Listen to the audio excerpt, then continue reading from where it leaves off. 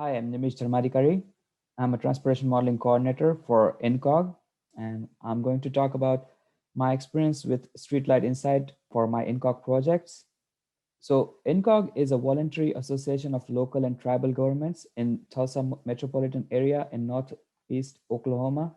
We work on different sections. We have departments of transportation, environmental quality, older adults, aging population, community and economic development, public safety, GIS and mapping, and land use planning.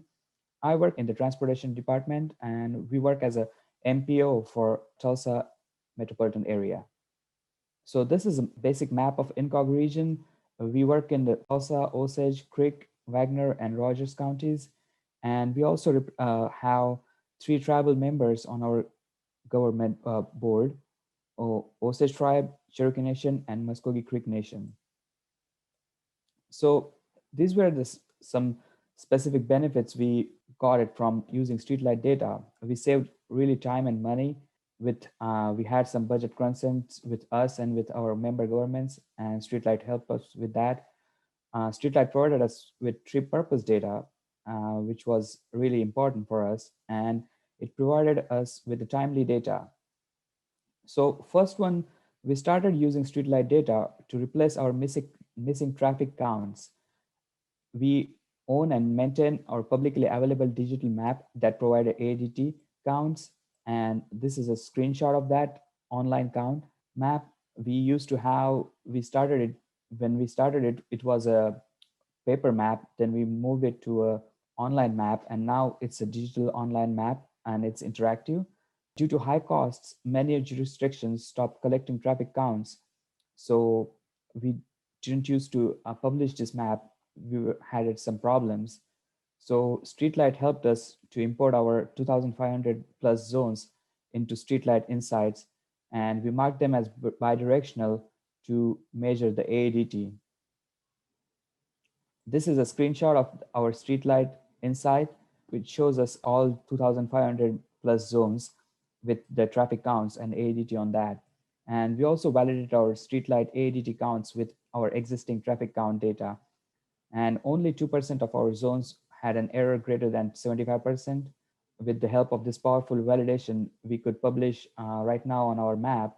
We have traffic count and the AADT data from 2017, 2018, and 2019, which recently we published. So when COVID-19 pandemic hit, we needed timely data for our travel pattern changes in our region. And StreetLight provided timely VMT dashboard with continuous updates on that dashboard. So this was the VMT analysis. We wanted to monitor travel pattern changes, and the StreetLight provided the daily VMT dashboard, and this was an option of data download. And we downloaded county-wide data for INCOG region, and we created different graphs for monthly reporting. This was really important for our member governments and their decision makers to see how the traffic is changing during this pandemic. So this is a graph. This represents percentage change in VMT from March 11 to 2020. We plotted this VMT change graph for Tulsa and surrounding counties, as well as Oklahoma County, which encompasses Oklahoma City.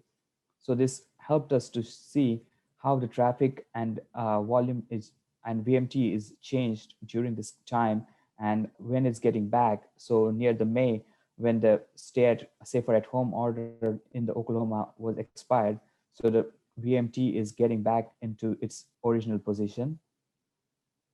Another thing we presented to our committees was the comparing traffic in the business district during the COVID pandemic.